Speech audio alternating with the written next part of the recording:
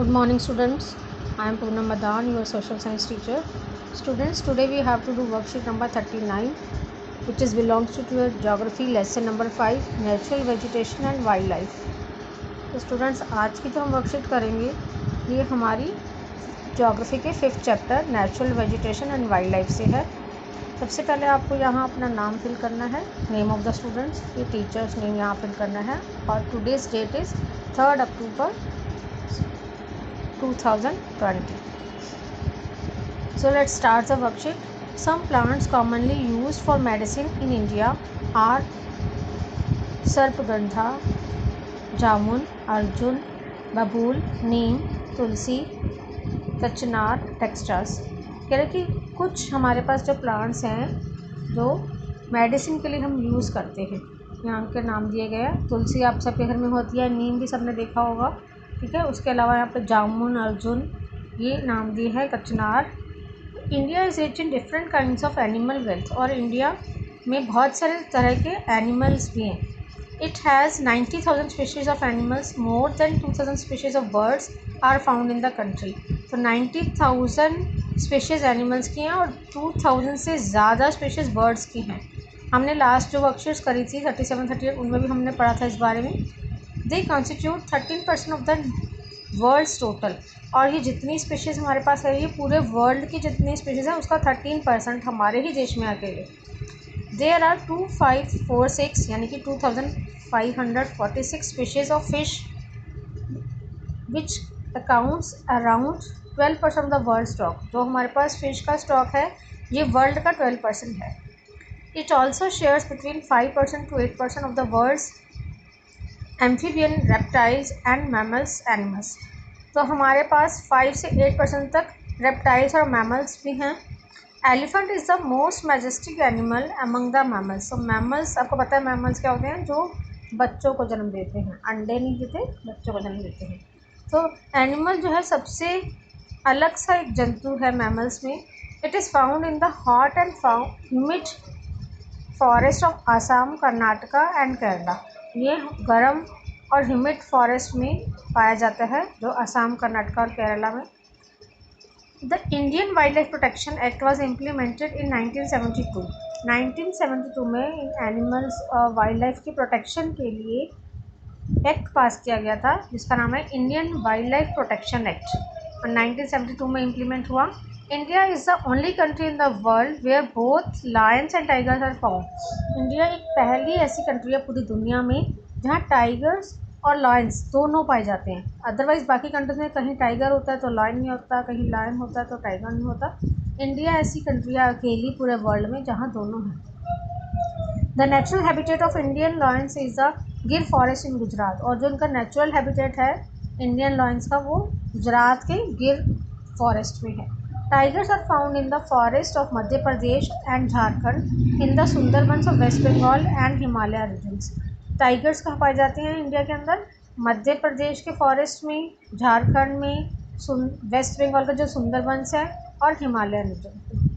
Turtles, crocodiles and gharials are found in the rivers, lakes and sea areas of India. The घड़ियाल is a representative of crocodile species found only in India. जो घड़ियाल एक ऐसा species है, crocodile का ही ऐसा type है जो सिर्फ इंडिया में ही पाया जाता है। Many colourful birds are found in India, peacock, duck, parrot, myna, cranes and pigeons. Pigeons are some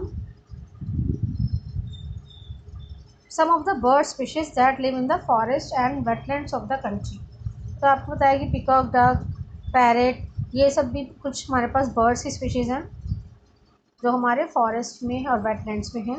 many insects help in pollination of crops and fruits trees and exert biological control on such insects in which are harmful। है कि बहुत सारे जो insects हैं वो हमें help करते हैं क्रॉप्स में और फ्रूट्स ट्री के बढ़ने में, और कुछ बायोलॉजिकल कंट्रोल भी करते हैं। उन पर हम जो कुछ एक्सर्ट बायोलॉजिकल कंट्रोल करते हैं इन इंसेक्ट्स के ऊपर, तो वो हार्मफुल होता है। यानी कि अगर ह्यूमन बीइंग जो है इन पर अपनी तरफ से कुछ इंटरफेरेंस करेगा उनके, तो उनके लिए नुकसानदायक होते हैं। Every species has a role to play in the ecosystem. हर स्पीशीज़ का अपना रोल है, अपना महत्व है इस इकोसिस्टम में। कंजर्वेशन इज़ एसेंशियल, तो इसलिए इनका कंजर्वेशन यानी कि इनकी सुरक्षा करना, इनका प्रोटेक्शन जो है बहुत ज़रूरी है। The major reason for the imbalance of the ecosystem is excessive hunting by greedy hunters for commercial purposes. सबसे बड़ा कारण है इकोसिस्टम के इम्बैलेंस होने का वो ये है कि जो कुछ लालची शिकारी है वो अपने कमर्शियल पर्पस के लिए इनका शिकार करते हैं। Pollution due to chemical and industrial waste, acid deposit, introduction of alien species, and reckless cutting of forests to bring land under cultivation and inhabitation are also responsible for the imbalance of discriminate deforestation, ecosystem for agriculture and habitat। कह रहे कि ये जो कुछ और reasons हैं, pollution है, industrial waste का डिपॉजिट है, और रेकलेस कटिंग फॉरेस्ट की, हम जो लगातार जंगलों को साफ़ करते जा रहे हैं ताकि वहाँ पर हम खेती कर सकें, तो इन सब की वजह से भी डिफॉरेस्टेशन बढ़ा है और इकोसिस्टम जो है इम्बैलेंस हुआ है। The plants and animals of any region are interrelate with each other. कह रहे जो प्लांट्स और एनिमल्स होते हैं वो किसी भी रीजन के वो आपस में इंटर रिलेट होते हैं, एंड देयर फिजिकल एनवायरनमेंट, और अपने फिजिकल एनवायरनमेंट से पे भी डिपेंड होते हैं। दिस इज़ कॉल्ड इकोसिस्टम, इसी को ही हम इकोसिस्टम कहते हैं। While large ecosystem with a specific type of vegetation or animals life are called biome, और अगर ये बहुत बड़ा एरिया है, बहुत लार्ज इकोसिस्टम जो हो जाता है, तो इसे हम क्या बोलते हैं, बायोम। द गवर्नमेंट, अब हम पढ़ेंगे गवर्नमेंट ने क्या स्टेप उठाए हैं फ्लोरा एंड फौना की प्रोटेक्शन के लिए। फ्लोरा फौना आपको लास्ट वर्कशीट में मैंने बताया था, जो प्लांट्स की स्पीशीज़ होती हैं उसको फ्लोरा कहते हैं, और एनिमल्स बर्ड्स वगैरह की जो स्पीशीज़ है उन्हें हम फौना कहते हैं। तो इन फ्लोरा एंड फौना यानी कि पूरी वाइल्ड लाइफ, हमारे प्लांट्स और एनिमल्स, सबको बचाने के लिए, सबके प्रोटेक्शन के लिए गवर्नमेंट ने क्या स्टेप्स उठाए हैं।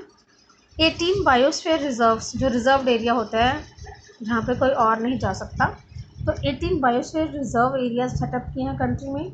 ऑफ दिस 10 जो है सुंदरबन में है। ऑफ दिस 10 सुंदरबन, नंदा देवी, मतलब जिसमें से 10 आपको बता रहे हैं, Sundarban, Nanda Devi, gulf of Mannar, Nilgiris, Nokrek, great Nicobar, Manas, Simlipal, Pachmarhi and Achanakmar है, जो Amarkantak have been included in a network of the world's biosphere reserves. Since 1992, the government has planned to provide financial and technical assistance to botanical gardens। कह रहे 1992 से गवर्नमेंट ने भी इनको फाइनेंशियल हेल्प करने का प्लान किया है।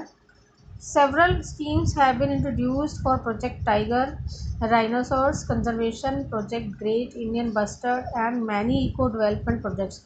बहुत सारी स्कीम्स भी बनाई गई हैं इन सब की प्रोटेक्शंस के लिए।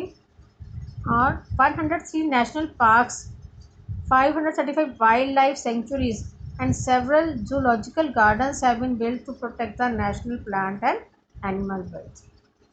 ऊपर हमने पढ़ा था 18 बायोस्फीयर रिजर्व्स हैं और 103 नेशनल पार्क्स हैं, 535 वाइल्ड लाइफ सेंचुरीज़ हैं और बहुत सारे जूलॉजिकल गार्डन्स हैं जो गवर्नमेंट ने बनाए हैं इनके प्रोटेक्शन के लिए।